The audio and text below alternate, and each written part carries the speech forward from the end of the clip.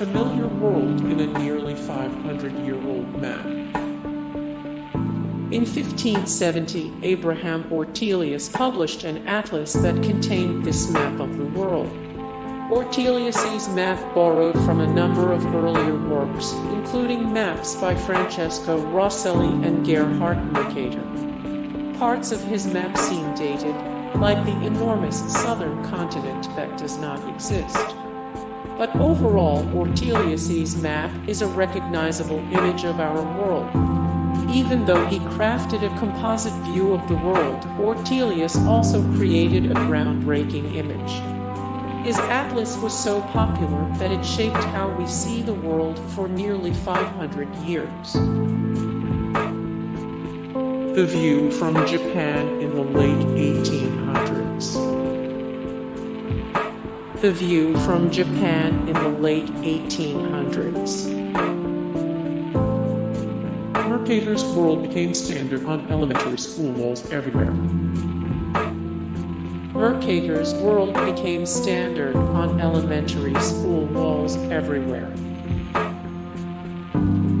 An inventive polar view of the world from 1506. An inventive polar view of the world from 1506. The World After Columbus by an Italian Mapmaker. The World After Columbus by an Italian Mapmaker. The World Before Columbus by a German Mapmaker. The World Before Columbus by a German Mapmaker. China's claim to discovering the New World, or a fake. In 2006, a new map surfaced that was supposedly a copy of a map made in 1418 that marked the discovery of the New World by Chinese Admiral Zheng He, who led a Chinese armada around the Indian Ocean between 1405 and 1435. But the map's knowledge of North America, Antarctica, and Australia, none of which were known in Eurasia in 1418, draw that conclusion into doubt. It is more likely that the map dates from 1763 and includes knowledge taken from European maps, which were depicting California as an island around the same time.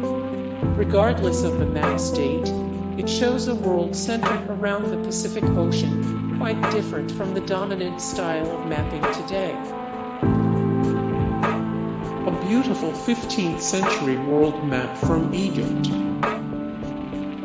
This 15th century map of the world, made in Egypt, follows the convention of early Muslim maps by placing south at the top. With many maps, it places the world's center in a location of significance for the people making the map. But unlike other maps, which focus on a city or mountain, the center of this map is the Indian Ocean. The mapmaker did not intend for people to use this map for navigation. Instead, it is a beautiful piece of art, meant to be studied and enjoyed. Today, it can be found in the Museum of Islamic Art in Qatar. One of the first printed maps shows the world in 1475. A world map from 1475, one of the earliest printed maps ever produced, shows the world as a series of hills labeled with the names of cities and regions. The map followed the TO style, depicting the three known continents in a T shape with Asia at the top and Europe and Africa below. The map wasn't intended to record accurate geographical content. Instead, it spoke to the religious values of medieval Europe by placing Jerusalem at the center of the map. The map shows only land, erasing the Earth's water. At the top of the map, a Jew and a Christian live in harmony, united in their love of God. An English monk's world map from 1350. In the 14th century, Britain was on the edge of the known world literally. In Ranulph Higdon's map, Jerusalem is at the center of the world and Britain is shoved into the lower left corner. But to highlight the region's significance, Higdon painted Britain red and included more town symbols on the British Isles than on the rest of the European countries combined. Higdon was a monk who lived in the Benedictine Abbey of St. Werburgh, Chester. The map was included in his Universal History of the World, called the Polychronicon, which became one of the most popular books printed in England. A 14th century world map to start a crusade. Around 1320, Pietro Vescon drew a circular map of the world. It followed the medieval style of centering the world around Jerusalem, using the map to promote the Christian ordering of the world.